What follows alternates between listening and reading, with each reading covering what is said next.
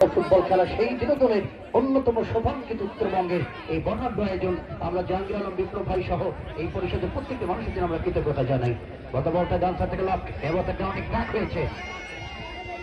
শরীফুল থেকে Yasin football academy আক্রমণ রচনায় ডান্সারের যোগান এবং সব সাইড বিদেশি খেলোয়াড় এখানে ছিলেন যথাতে ওমর যাই, মাঝে মাঝে আমি বলি ওমর ভাই, একেবারে ওমর যাই মানে নষ্ট।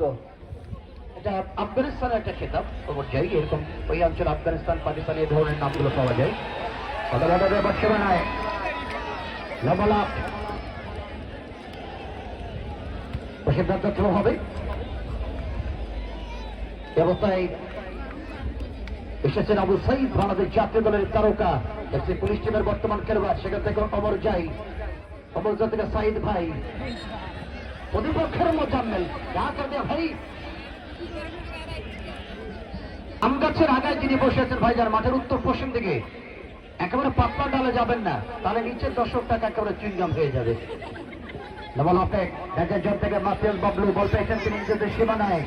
লম্বা লপ ইয়াসিন ফুটবল একাডেমির পক্ষে আক্রমণ করছে না, রাইটের প্রান্ত থেকে করোনাকে প্রতিপক্ষের বাধা। 3 নম্বর জার্সি এখানে ছিল দলের পক্ষে যাত্রী সেলিম। লম্বা লপ এবার সেলিমের বাধা চালিয়েছেন পলাশ। পলাশ সেন্টার ডেঞ্জার জোনে ইয়ার সাইড থেকে অবস্থা বার করছেন শিপন একাডেমির পক্ষে লপেট ক্রস করছেন ঠিক করেছিল অবশ্য ফরেন খেলোয়াড় এখানে মোজাম্মেল।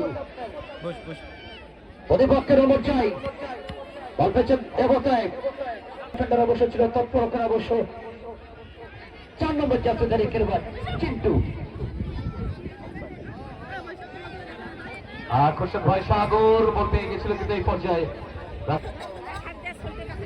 লম্বা করে থ্রোয়িং দিয়েছে সতীর্থ ফুটবলার দেশে 5 বের কিলোমিটারকে চমৎকার ভাবে আক্রমণ করার চেষ্টায় দারুণ একটা সুযোগ ছিল এই যাত্রায়।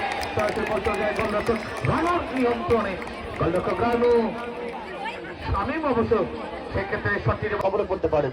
আবার এখনো তখন দেখাচ্ছে পকেট থেকে মোবাইল বা টাকা পড়ে যেতে পারে, সাবধান।